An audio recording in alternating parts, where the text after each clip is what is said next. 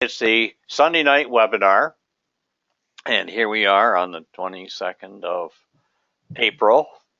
I hope this wasn't all summer in a day. Are you familiar with that Ray Bradbury short story? Um, because I think I spent the last 12 hours outside or close to it, just enjoying that nice bit of warmth that we were getting today. Yeah, all four seasons in 1 week. You're hearing my voice instead of Gene's. Gene has some other things that he's attending to right now. He indicated he may be able to join us by the end of the webinar tonight. But in the meantime, I have drafted, enlisted the help of David Glahey, who's going to show us some things that he is working on with his second grade class at Hyde Park. And in addition to that, we're gonna get to that shortly. But there are a couple of things that I'd like to acquaint you with and get things started in the webinar. You're looking at my web page, as well as Gene's web page. We are accessible from any of the individual schools' teacher web pages submenu. Mine defaults to one school. You'll find mine at Niagara Falls High School. And here we are down here. You also see Gene's here. But wherever you are, whatever school you're teaching in, if you go to those teacher web pages, you can find our pages and our information as well, rather than be redirected all over the place. But Gene and I work in all the schools all over the district, as well as our other two compatriots in our temp venture. And they are also, their pages are accessible here too, that being Marie Bieksa and Shirley Teeter. And we all have our own, I'd say, area of concern. I won't say expertise, because that's probably a little stronger than we are, but we kind of spread ourselves around the district and have different, say, responsibilities within what it is we do. Gene and I do the Sunday night webinars, and Marie and Shirley work with teachers on a less, maybe a more formal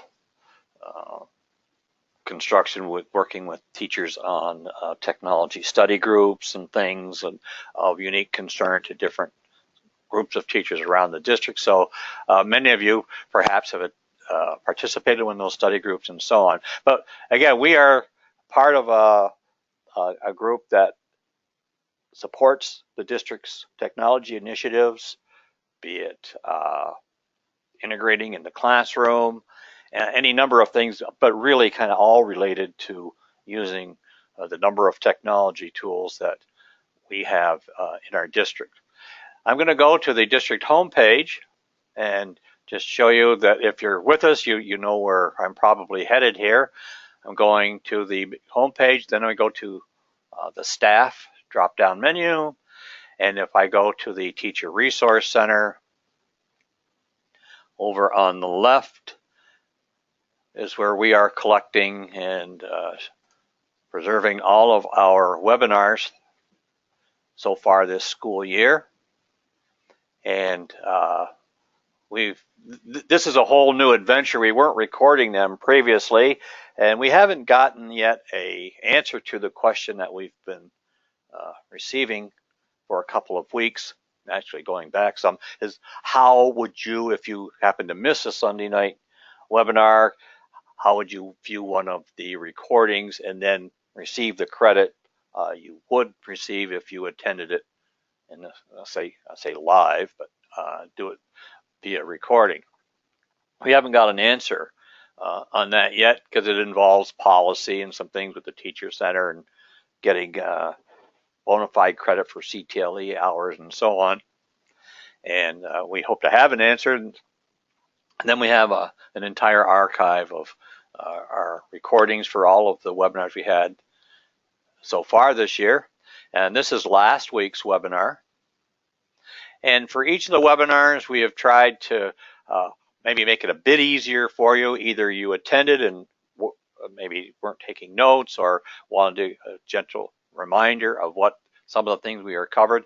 This is not the exhaustive list, but it's basically the main topics that we covered, say last week and for each of the previous webinars as well. And many of them are live links. And we, if you watch the webinar, I'm just going to start it. You probably won't hear it. You'll notice that they are all closed captioned, and that is in compliance with the American Disabilities Act, where everything that's a video must be closed captioned for accessibility and so on. So we've gone and done all of that. And it's going to be interesting to see how it handles the last name Leahy, because it hasn't done well with Colbago or Carol has. No, well, actually, you may have noticed in a couple of the previous webinars, if I distinctly say, and I am Roger Carroll, it seems to pick that up. It may not capitalize it, but Gene introduces himself as, Gene Colbago, but it comes out as Jean-Claude Bagel or some variation of that. So when we do the closed captioning, Gene and I do ourselves a favor. We can go in and actually edit the fantastic text as it appears here. So the only edits I put in are our names, when we had the superintendent on and the administrator for curriculum and so on. I clean up the names, but I don't go in and do all the punctuation or any of that. That's for an hour's worth of broadcast. That's a whole lot of text. But what we did discover, and if at some point you come across the need to do this, at the end of the webinar, I get a notice that the whole session was recorded, and then I have to convert it. It converts it to an MP4 format, and that takes a few minutes. Then we upload it into YouTube the next day or two or whatever. YouTube automatically creates the closed captioning. And then once that's done, we can go in and edit it. So it's not a snap your fingers and it's done kind of thing. And it was a learning process. And so did you create hyper? Are those blue? So the highlighted blue text will take you to. Will it jump ahead in the recording to that yes, point? Right here. That begins? Yes. I can. So that's great. Yeah. So how does it know to do that, or did you have to establish where the the minute marker is there? I did not. That's all done behind the scenes, automatically at YouTube. The only thing I've done is Gene and we embed the direct access to the YouTube video with the embed code on on the engine that's running our web page here, and it puts it in, and we can scale the size and stuff. So it's really kind of neat, a nice learning process. I was asking about the blue text below, like where you list the topics for the webinar. Oh, I beg your pardon. If you click on that blue text, does that jump you to a point in the video where that was being talked about? No, I'm not that good yet. That takes us to the poets.org website, the site that Gene talked about last week. So those are hyperlinks for... Right, that's just to the websites. I put that in separately just to kind of acknowledge what we talked about and so on. I see. I misunderstood that because I thought, if I, I could find out exactly where in that, then I would put in like the minute-second marker, probably in a parentheses here if you want to scrub ahead to that or whatever they call that. But that's not a bad thought. If we get those, I don't even know if anybody's viewed the videos at any point. Perhaps, I don't know. We look at them. Is there a way to put a hit counter on that particular hyperlink? Well, there is an analytics running behind the Blackboard site, which is basically the old school wires down here. This business here, Blackboard. We cannot as Gene did, like during the first semester, he put in a little widget called a hit counter, and it showed like where from even around the world various bings or tings to the site. We can't do that. That's against the new policy. We can't put it in our own widgets with that. But again, there are analytics running behind the whole Blackboard site that tells you X number of pages were accessed X number of times and so on. But that would be good information. We just gather more data on it and so on. But that's where we are archiving all of these, and it's a tool that, again, we're just using the basic tools that we use to edit our respective web pages. You could put this could be done on your page and so on.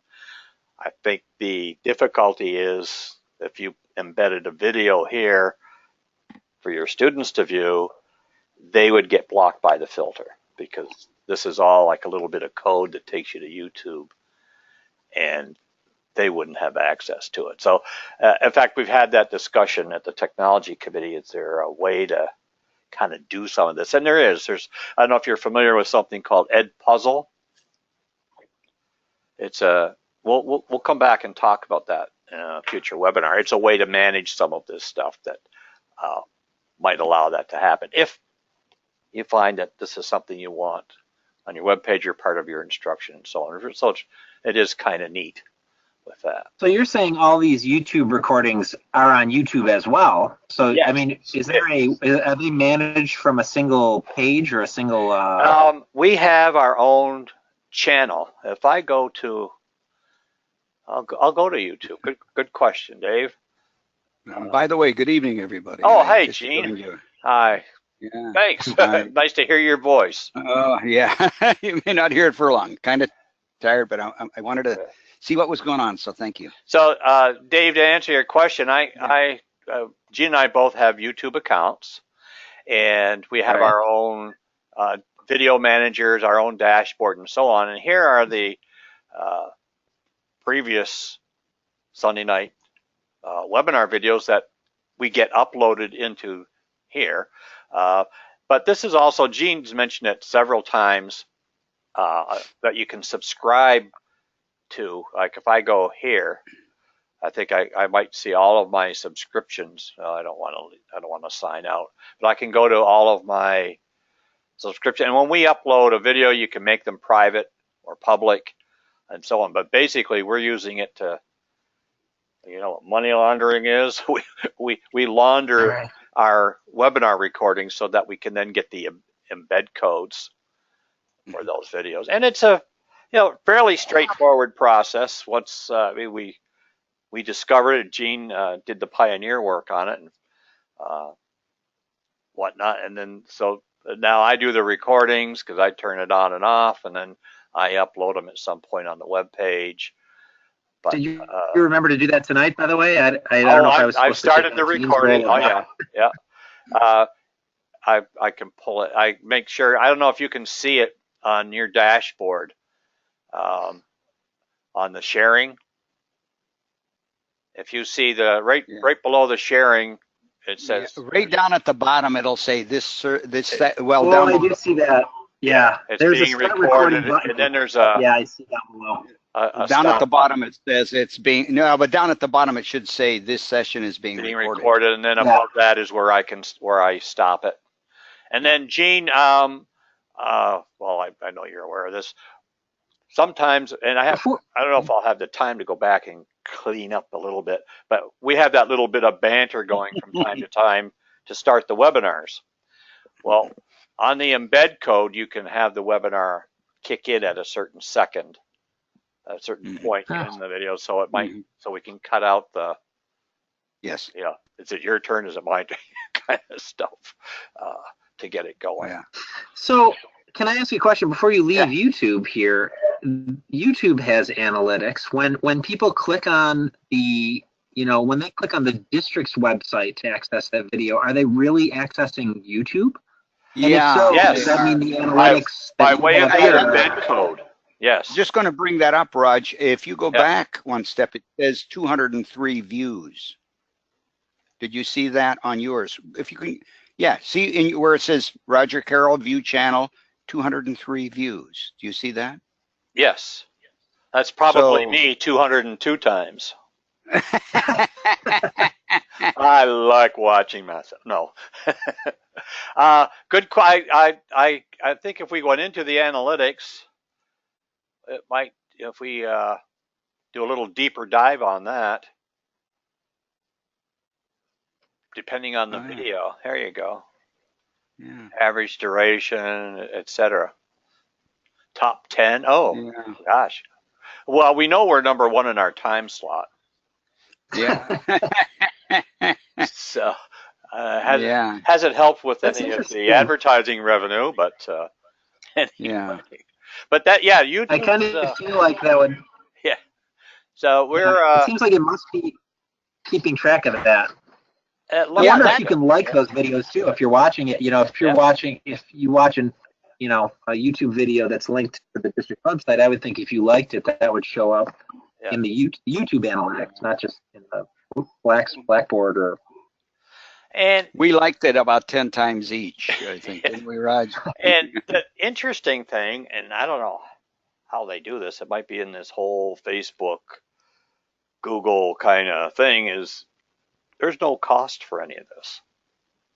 Yeah. It's, so maybe we are being analyzed and data mined, and Oh, I'm sure they're using this. Yes. Yeah. well, it's okay. For My sure. life is an open the free, book. anything that is free is providing data for somebody. Yes.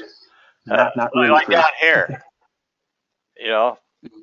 I'm going to come back and look at this stuff just to try to understand it. Yeah. You notice that traffic sources, it says watch time external 87%. I wonder if that is the embed link. No, that down in the pie chart, or the pie chart down at the bottom. I think See it would the have board- to be, wouldn't it? Yeah, that would. Yeah, would that be the embed? Yeah, the Because embedding. they're not accessing it through YouTube. That's, Yeah.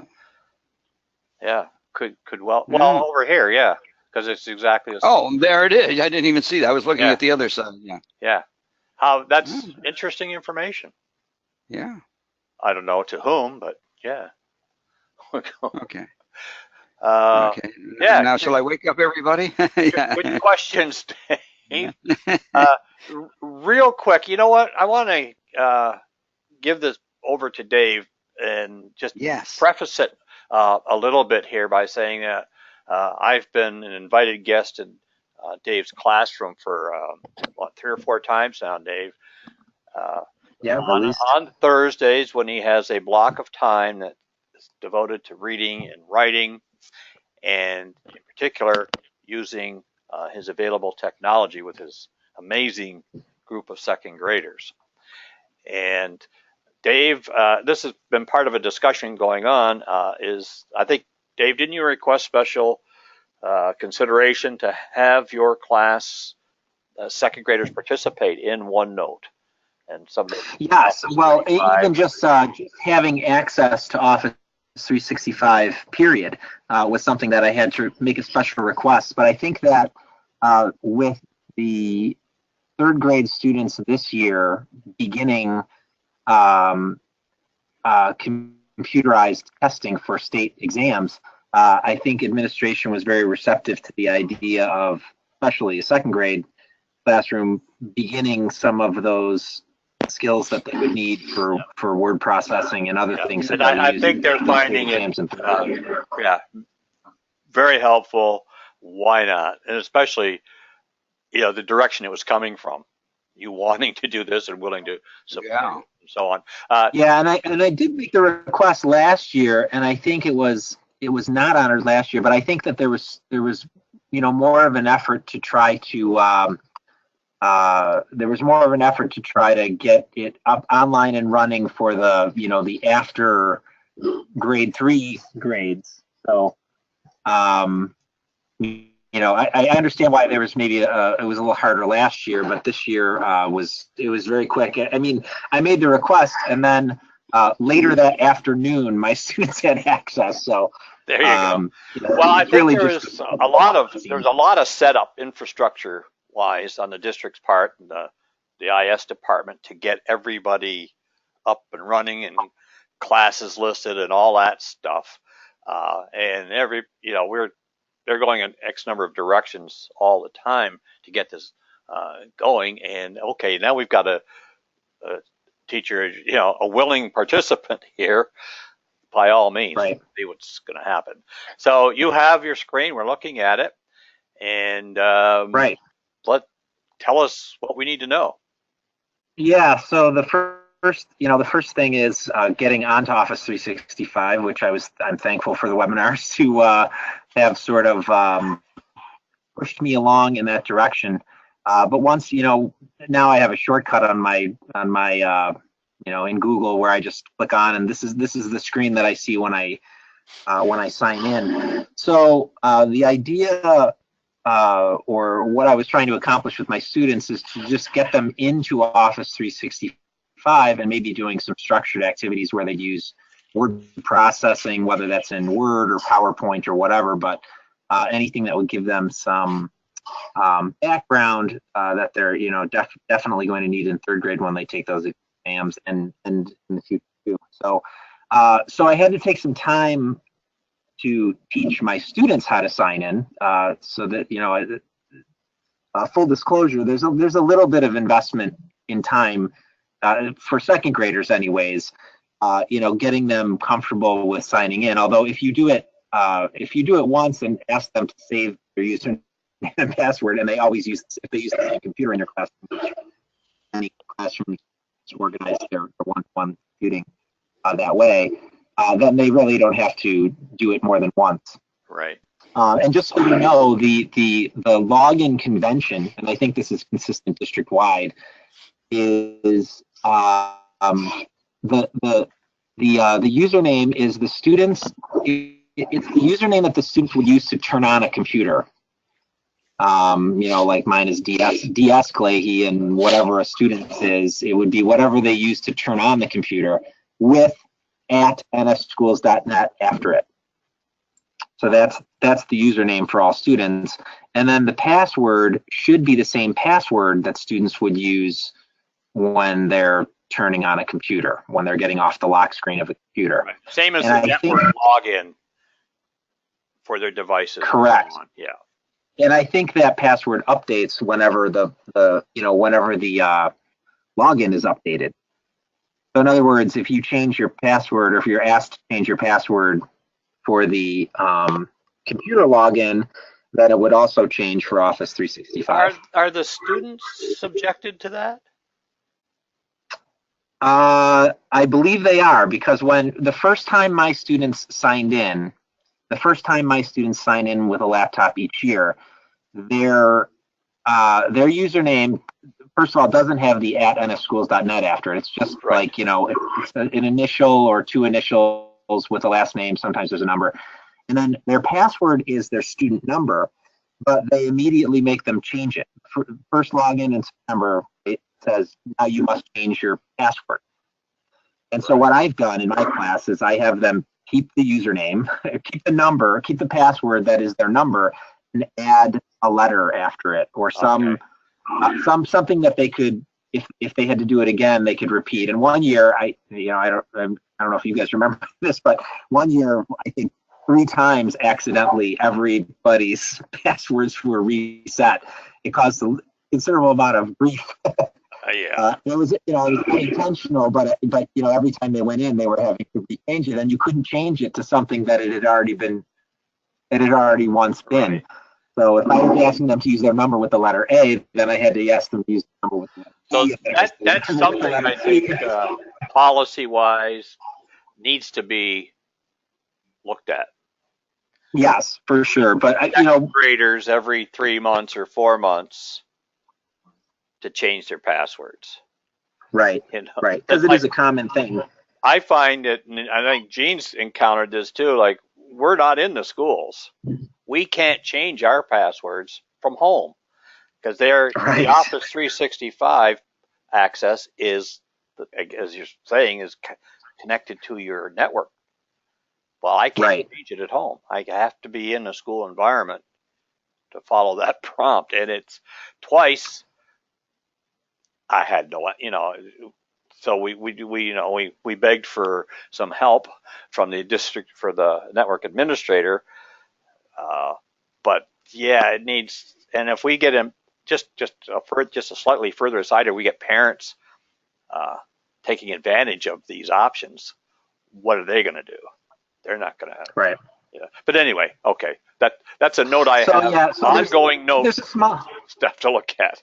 Like unforeseen yeah small consequences. investment in time getting students on, but they need to be able to access Office 365. Yes. Once they do that, then I created a class, and honestly, I would show you how I did it if I remembered how I did it. but I had Mike Amici. I'm grateful for his help. He kind of walked me through setting up a class notebook. And before we started the webinar this evening, Roger and I were trying to figure out how to embed a PowerPoint into that class notebook, and we did figure that out. But as of last Thursday, when Roger came in to do this PowerPoint, I hadn't figured out how to do that yet. And so I did a little bit, I came in the back door here, but I wanted to show people how they could do that. And it's pretty simple, straightforward task. You just click on Upload and Open, and you find where you've kept this file. And I have a template for this trading card here that my students were using to do kind of an informational report that's set up like a trading card, where they include a topic as the heading of the trading card. They add facts in kind of a bulleted format, and then there's a place for them to include a picture. This, by the way, is the one of the second grade MeQuests that I don't know how many people actually use the MeQuest site, but extracting this template off of there, I've continued to use. So anyways, you select the file, open, and it uploads it to OneDrive, and it will open it in PowerPoint. And so this is what it looks like. This is what the template looks like. And then once I uploaded it, I can click the share button over here. And I changed this to just people with Erie One BOCES, so it would have an easier time searching for the name that I was looking for. But once you choose people that you want to share with, if you all you need to know is your students' last names. If they're signed into Office 365, and Roger and Jean's and teachers' names are there as well. But so I shared all of my all of the files that I was sharing with students with Roger, myself, and the student. So there's Roger's name right there. And of course, I'm the one sharing the file, so I'm already connected to this file. And then she's a sample student here. And so then it would, this blank template would go to Roger, the student, and it would be shared with myself. And then you click send, and then when the student logs into Office 365, what they would see is, let me just back up a little here. Now, let me close this and go back to my Office 365 login here. Where they would find it is if they go to the Shared with Me tab down here. When I showed students to click on this, then they would find the trading card template. So what I did to make it a little easier for myself to manage them all is I just added my students' names. That's probably not what you do at the high school or the middle school level where you've got hundreds of students, but where I've got only 22 students, or 23 students, I just added their name to the beginning of that template before I shared it with them. That way, I knew which template belonged to them, and then as they made changes to their documents, and this is what was a really fun thing that I haven't been able to do before, but I was able to do this last Thursday when Roger visited my classroom. What I could do is, while they were working, I could open up their file. So I'll just open up one as an example. And on my computer and my computer connected to the smartboard, I could see what a student was doing on their PowerPoint in real time. And I could also show them how to make changes. I could make changes to their PowerPoint while they were working on it on their computer. So it was a really powerful tool for getting kids for being able to interact with document that all these different students were working on. And once they realized I could put it on the smartboard, there was kind of a run on, oh, put mine up there next, and so really, Why don't you show the comment there, David? Yeah, so another nice thing that you can do, and so now I'm kind of going through these this evening. Well, we don't have school tomorrow, but for Tuesday, when the students next access this, when they go back to this, I can insert a comment that they can read. So I wrote for Nathan's great facts. I like how you used the word crash. You figured out how to use an accent mark here above the E. I don't even know how I did that, but and I did make a note that I'll teach you about when to use an apostrophe, because I noticed he used it inconsistently through the text. So not only is that a reminder for him, but it also reminds me of what I noticed and maybe something that I want to show him when he gets back to working on these next week. Another nice feature when you're in Office 365 and your students are working with it is that as they are working, Office 365 is saving every keystroke. So, I mean, I can't tell you how many times in the past I had to, with second graders, I had to be very careful about saying, you need to save this, but there are always students who forget, and then they close the file, all the work that they didn't get saved. So this really eliminates a pitfall that many of my students experienced in the past, where they forgot to save something and then all their work was gone. So yeah, that's what we were doing on Tuesday, and then Roger was there, so it was great. He was showing them how to just use the things that we take for granted about text, adjusting the text and the font and using the undo button. That was the big one, I think, right last year. Show a lot of students, because they were erasing the bullet and they didn't know how to get it back. So, they could just press the undo button. Yes, there were several looks of despair when, right. Where'd it go? Well, here, let's take a look. And I showed them what that little back arrow looks like. Saved several lives. Yeah, and from my perspective, I think that that's one of the most important reasons for me to be doing it going forward, because it takes time to learn all of these little these things that we all take for granted with word processing, and I think the earlier you start with that, the better off they are, because then they come into third grade when they have to take those state exams on the computer, and they're already familiar with a lot of the the simple word processing conventions. And just kind of a point to make is the comments that Dave pointed out are only viewed by the teacher and that individual student. It's not something that they all see. There are other collaboration things that in fact, we did it, kind of just started to happen a few weeks back when we just were working in OneDrive, when we had, most of the class working on the same document. And, and that's got an entirely different look to it. And there are, times and places for that to occur. But on a piece like this, they're on theirs, and Dave can look at anybody. In fact, who was it? Was it Nathan here who was kind of like ahead of the class getting his PowerPoint done and was just absolutely thrilled.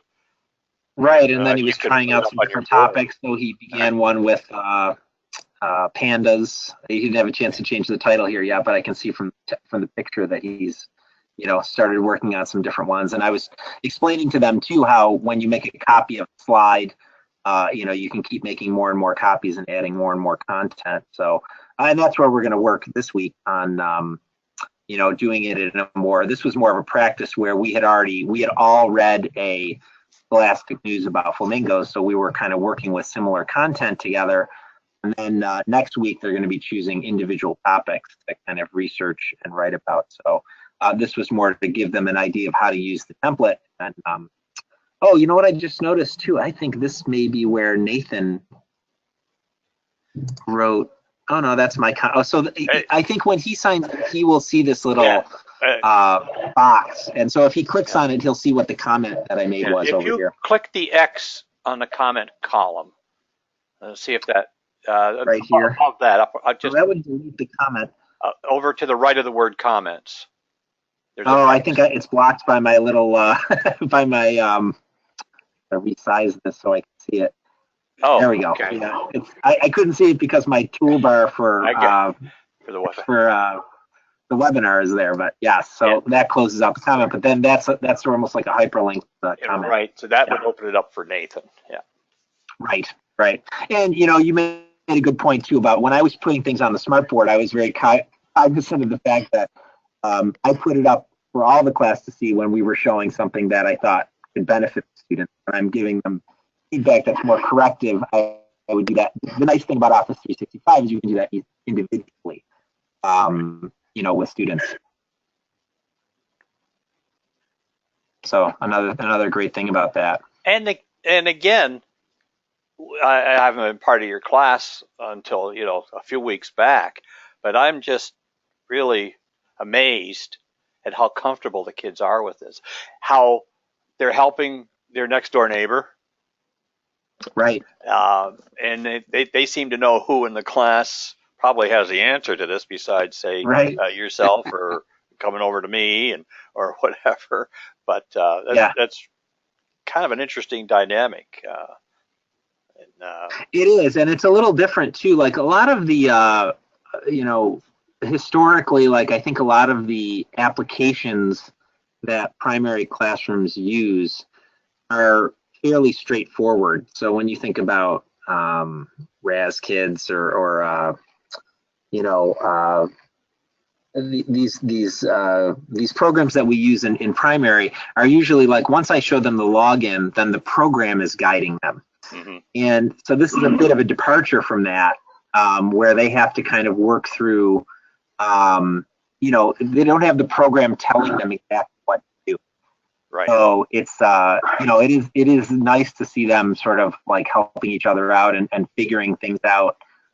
Whereas with most, with most programs, like I said, in primary, the program itself would be the one that kind of helps everybody out. So.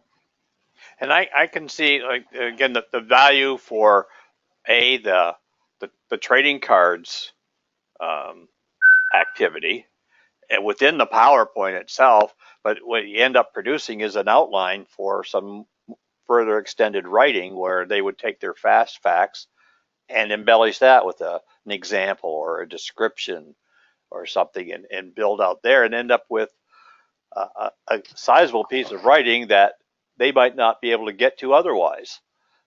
Get the old, I can't think of anything to say. Yeah, I do think it provides a short jump for third grade teachers to turn that into a paragraph, because you already have I'll open up different students, but you already have it built into the template. You have a title, you have a subheading, and then you have facts that should be related to the subheading. And then you can do, so this student looks like experimented with background colors. So they had a chance to try out a lot of different different things, which is great. Well, wait till we get to transitions and animations. They'll go crazy. That's going to take the rest of the year. Well, Nathan did some in his PowerPoint. He did a couple of morphs and whatnot. But that's all great stuff. It is, and I think like it's nice. The Journeys program, at least at the primary level, I don't know if this is consistent today, but one of the patterns that they follow for the writing is that they do a genre of writing on a 5-week sort of cycle, and it's mostly prompt based. But the first 3 weeks are standalone, and then the 4th and 5th week provide a longer period of time to produce a more finished piece. And so the way I utilized that for this work, because I knew I had access to Roger's help, was this first week was really just a chance to play around with the template. So they could play, if they had time, they could get to those, fun things. And I wasn't as worried about you know, whether they'd written the facts in their own words or whether they all the facts necessarily aligned with a subheading or not. But I'll focus more on that next week, and I don't have to worry as much. You know, I can focus more on the content part next week because they've had a chance Right. to play around with the format. What I want to see, David, next time if we have some time, or prior to that, when you go to file and print within Right. the traditional PowerPoint, you could print the slides as like notes. I have done that. Actually, I did that last Okay. year with without using Office 365, and I got to tell you, without it's funny because another second grade colleague of mine likes using the trading cards template as well.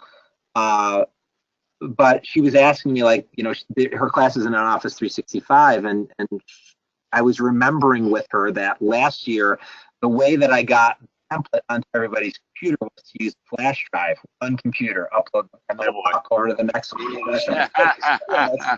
It's no joke, an hour to do that.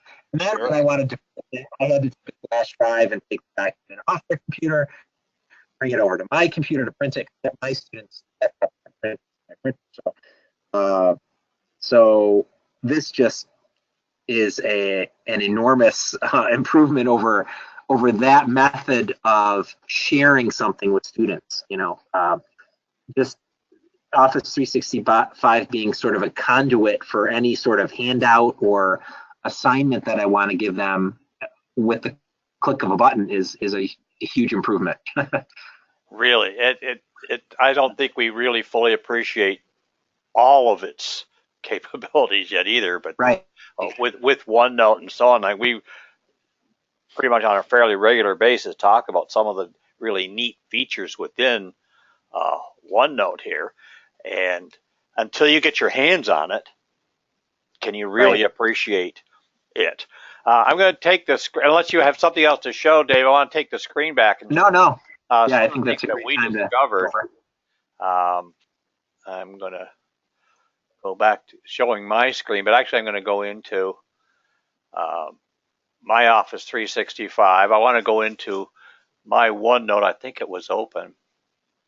And I have to, you may notice at the bottom of the screen, I also have Edge active, and I'll explain that in a minute. So here are files that have been shared with me. I go in there, there's the same one here, the reading journeys, but notice there's Dave's name because he shared some of these files with me. But again, we're looking in my OneNote that I created this notebook just for some of these things. Part of the background reading is in the Journeys second grade book is a whole two stories, an extended story on folk tales, one called Half Chicken, and prior to that was the Sign Makers. And again, I'll say it for everybody, I really am impressed with that reading series. I've been gathering some things, but what I did for Half Chicken here, it should, come on, open up. I was able to copy and paste the text of the entire story.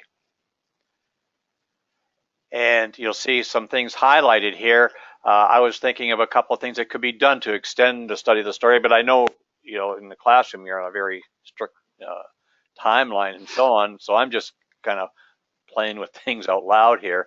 But I could go into the view here and look at the immersive reader, and it takes the entire passage that I copy and pasted and now takes full advantage of the immersive reader, whereby you click this play button, it's going to be read in a fairly robotic-like voice. You can choose a male or a female version of it, but it would read the entire passage. So for students who may struggle a little bit, maybe need to hear it a couple of times to get really familiar with it if you're doing anything with the story, and it really is a nice, fun folk tale. But within the immersive reader, there down here, this should be available too. You can choose the male or the female version of the voice, and you can go into the, it looks like you're talking about the text size. You can slide it up and down.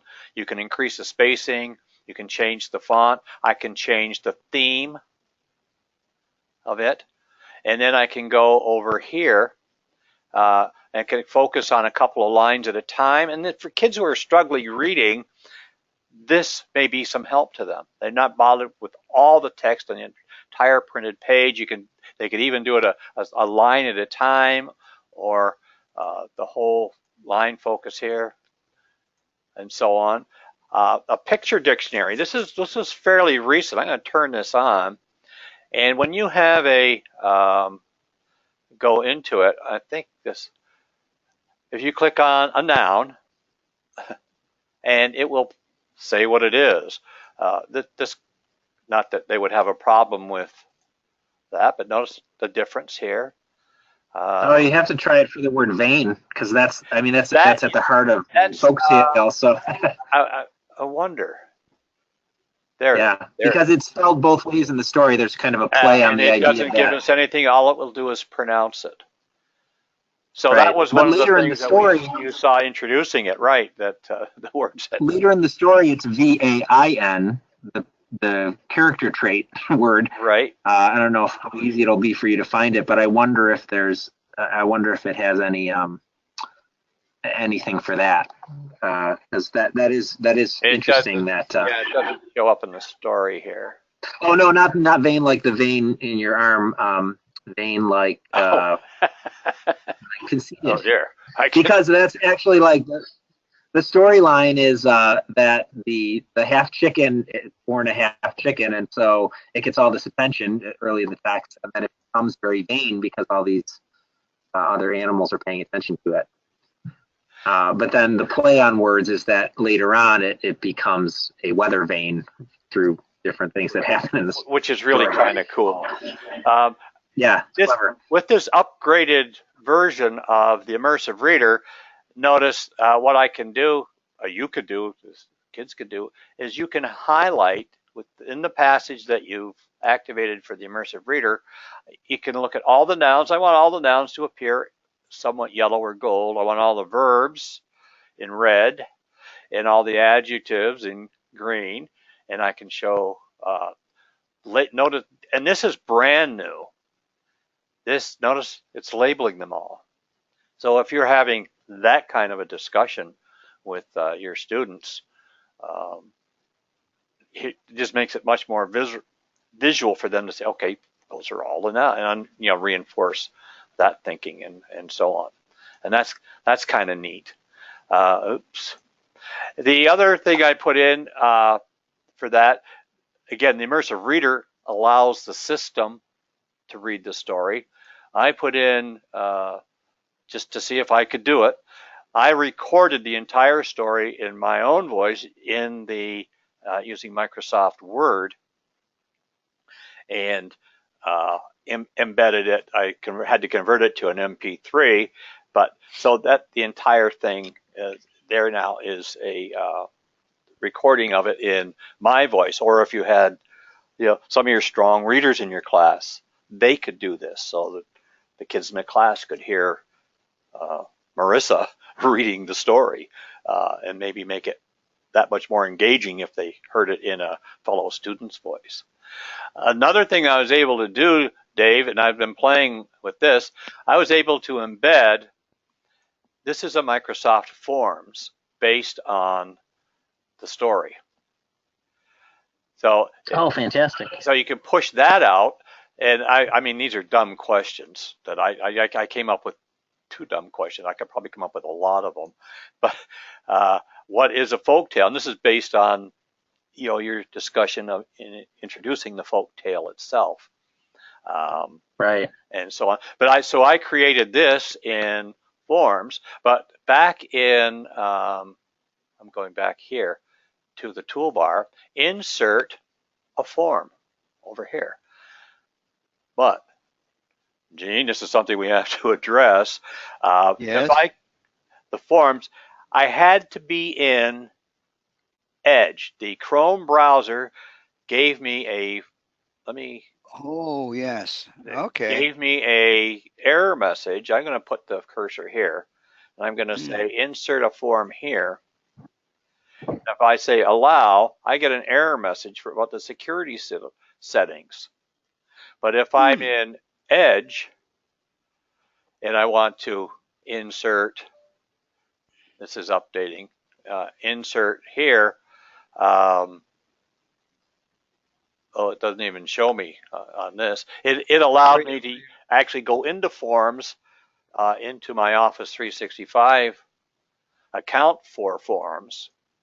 It just takes me there and allows me to use a pre-existing form that I used. Here's the one on half chicken, or any of. So maybe you build ahead of time, take some of whatever you want, and you can build in a true false, multiple choice, an extended response question, and so on. But then push that out to the class if you want to use it to kind of bring closure, or use it to introduce a folktale or whatever it happens to be. And that's kind of neat. But unfortunately, I tried to change my security settings in Chrome, and then I chickened out. No pun on the half chicken here. And the form let me input, include a graphic, and you can do all kinds of things with it.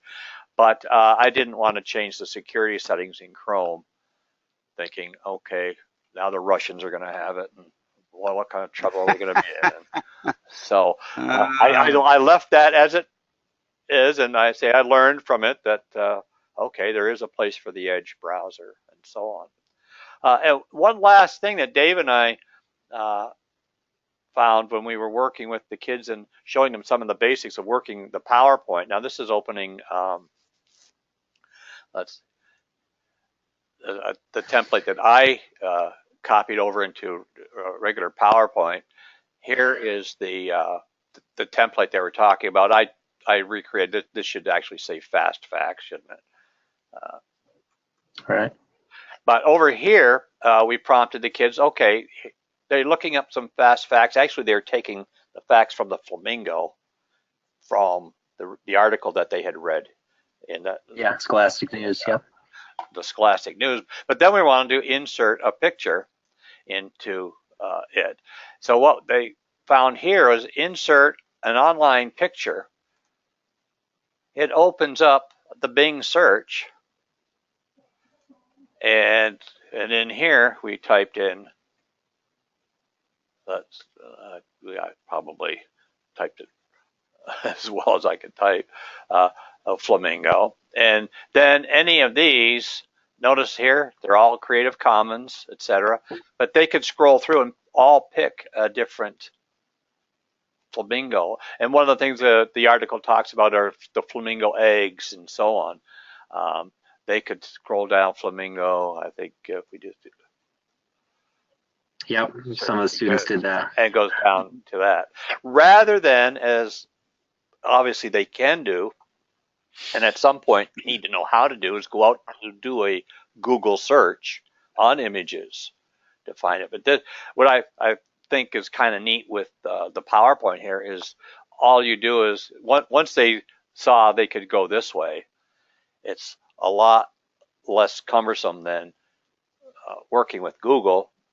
For second graders, we do want them to know how to work with Google and so on for that, but the copy and all, and then the paste, rather than just find the image you want and then insert it, and then they all know how to do that. Resize, yeah. Which is kind of neat. This is, again, second graders.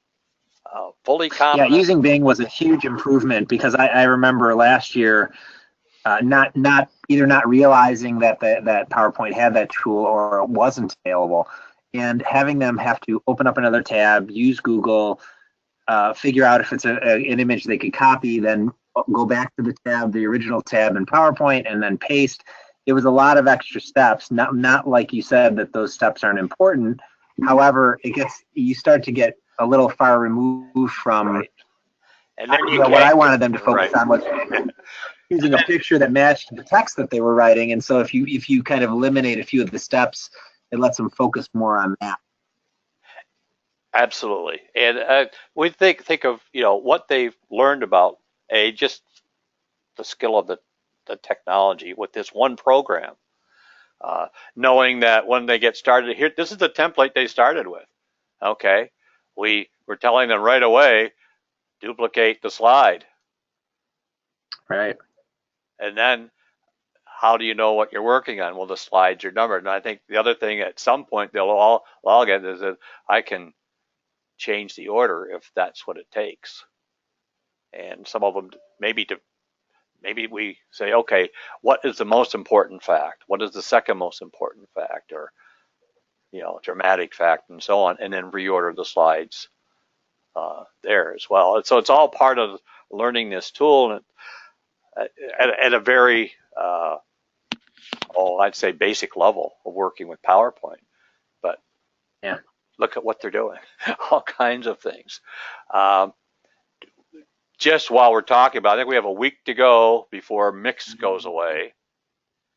And then some of these other tools within it. But this, what we're looking at here is not PowerPoint Online. This is the installed, or what they call a client version. If I go back into my Office 365, I don't know if it's going to take me right there. I could, PowerPoint Online has most of the same features. Open that up here, and then we'll see. Yeah, there it is. So it's very similar. There are some subtle differences there, but I think, Dave, I've told several people about how adept these second graders are, and really how much fun I'm having working with them. Yeah, it is. Like I think I had to tell myself. It's funny because I was really forced to confront it when the one-to-one computing came about. When we had 4 computers in the classroom, for a long time, I would turn those computers on. I shut them down at the end of the day. I logged them in. And, I think I had to tell myself that they can do that. Like, logging in with their own login, they need to know how to do that. And even if it's a little bit of a time investment on the front end, I think it pays dividends later on for me because now they have access to all these tools. So, they pick it up much faster than I thought they would. Like I was thinking when I said, well, I'm just gonna, it doesn't matter how long it takes. I'm gonna make sure that they can all log into their own computer and not use they use generic logins for K1 and 2, generally speaking. Right. And at kindergarten it was completely understandable, but absolutely. But I made sort of conscientious decision at second grade, like I want them to learn this even if it's hard, and I found out it wasn't that hard. And there is a clear management piece that the classroom teacher has to have. Like what you do each day, they got to be charged, but then you move them over where they all know where to get their own unique. I do. I have them on a cabinet that's on a shelving system that's a lot more easy to access. That's easier for them to access than the cart. So that's, everybody has their own little things, but that's really worked well in terms of like kids not bumping into each other. I was always worried that metal door is going to slip down on somebody's hand or something. And they got to plug them in. They got to. Yes. I mean, a couple of kids could be in charge of that phase of it. Right. But I'm really impressed at how well they work within that, and really the time aspect of it is minimal rather than okay, if you call out the name or whatever for handling these devices. So they're really well done. Looks like we've come to the end of another hour already tonight, and I want to especially thank Dave and Gene. I hope everything works well from your side of things. Everything's going well, so thank you. And Dave and Raj, thank you very much. I hope to be back full time next week. I enjoyed it. I learned, and I hope everybody else It's really good stuff. I hope so. In about an hour, everyone will get a thank you for attending from Gene. And attached to that is a link to the follow-up survey, which we certainly encourage you to take and submit. And we learned from that as well. what you like, give some suggestions, what more we can do, and so on. Because you know, we're on the downside here. Mhm. One more webinar in April, and then boy, A couple in May maybe, and that's yeah, it. and that'll be just about it. So again, please look for the survey. Thank you. We hope you have a great week, and hope to see your name on the list again next week. And Dave, again, thank you very much, and I'll be seeing you on Oh, Thursday. yeah, it was my pleasure. I enjoyed Great it. kids, and I'm sure we'll talk between now and then about some things as well. Yeah, sounds So, great. so having said that, I wish everyone a good night and a good week, and we'll see you soon. Good night, everyone. Good Yeah, night. good night.